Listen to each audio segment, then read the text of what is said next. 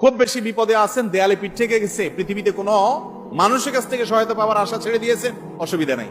এই তিনটা আমলকে আপনি নিজের জন্য বাধ্যতামূলক করেন, ইনশাআল্লাহ তাআলা হেফাজত করবেন। জীবনে বহুবার আমি আমলটা করে দেখেছি। কঠিন কঠিন বিপদে আল্লাহ তাআলা কিভাবে উদ্ধার করেছেন আমি নিজে অবাক হয়ে গেছি, সারপ্রাইজড হয়ে গেছি। নবী করিম সাল্লাল্লাহু আলাইহি সাল্লাম বলেছেন, তার যে কোনো বিপদ থেকে বের হওয়ার জন্য আল্লাহ তাআলা নিজে পথ দেখায় দেন। এমন ভাবে পথ দেখাবেন সে কল্পনাও করবেন। বহুবার আমল করে দেখেছি আমি, হাতে হাতে পেয়েছি আলহামদুলিল্লাহ। কোন বিপদে পড়লে দোয়া ইউনুস খতম করে দোয়া করা যাবে কিনা? দোয়া ইউনুস এটা যে কোনো বিপদে পড়াটা হাদিস এবং কোরআন উভয়টি দ্বারা প্রমাণিত। কোরআনে কারীমে আল্লাহ রাব্বুল আলামিন বলেছেন, ওয়া কাযালিকা নুনজিল মুমিনিন। ইউনুস আলাইহিস সালাম বিপদে পড়ার পর তিনি যে দোয়া করেছেন, লা ইলাহা ইল্লা আনতা সুবহানাক ইন্নী কুনতু মিনাজ জালিমিন।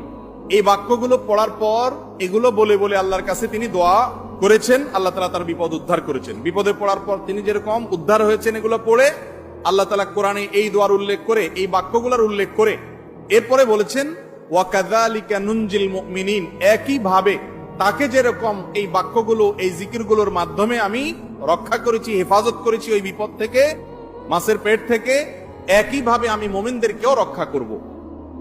নবী করিম সাল্লাল্লাহু আলাইহি সাল্লাম বলেছেন যে ইউনুস ইবনে মাত্তা তিনি যে এই বাক্যগুলো দিয়ে আল্লাহর কাছে বিপদ থেকে উদ্ধারের পথ খুঁজে পেয়েছেন, সেগুলো তোমরা পড়বে তোমাদের বিপদে আপদে। এজন্য বিপদ আপদ, বিশেষ করে কঠিন বিপদে আপনি যদি পড়ে যান তাহলে মুক্তি লাভের জন্য দোয়া ইউনুস বেশি বেশি পড়বেন।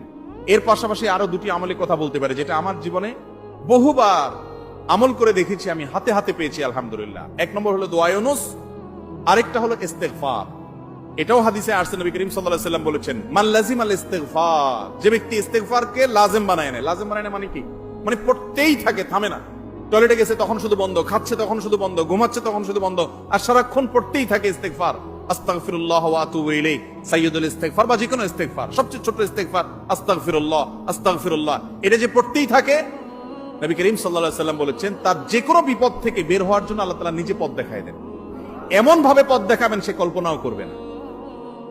এবং জীবনে বহুবার আমি আমলটা করে দেখেছি। কঠিন কঠিন বিপদে আল্লাহ তাআলা কিভাবে উদ্ধার করেছেন আমি নিজে অবাক হয়ে গেছি, সারপ্রাইজড হয়ে গেছি। নাম্বার 3, দুরুদ। দুরুদের ক্ষেত্রেও হাদিসে একই কথা বলা আছে, যে ব্যক্তি দুরুদ বেশি বেশি পড়বে ওই ব্যক্তির সমস্ত পেরেশানি থেকে মুক্ত হওয়ার জন্য এই দুরুদ যথেষ্ট হয়ে যায়। তাহলে 3টা আমলের কথা বললাম, দোয়া ইউনুস, লা ইলাহা ইল্লা আনতা সুবহানাকা ইন্নী কুনতু মিনাজ জালিমিন, আরেকটা হলো ইস্তিগফার বেশি বেশি, আরেকটা হলো দুরুদ। খুব বেশি বিপদে আছেন, দেয়ালে পিঠ থেকে গেছে, পৃথিবীতে কোনো মানুষের কাছ থেকে সহায়তা পাওয়ার আশা। নবী সাল্লাল্লাহু আলাইহি ওয়াসাল্লাম বলেছেন, যদি তোমাদের কারো জুতার ফিতাও ছিঁড়ে যায়, সেজন্য সেই ফিতাটাও আল্লাহ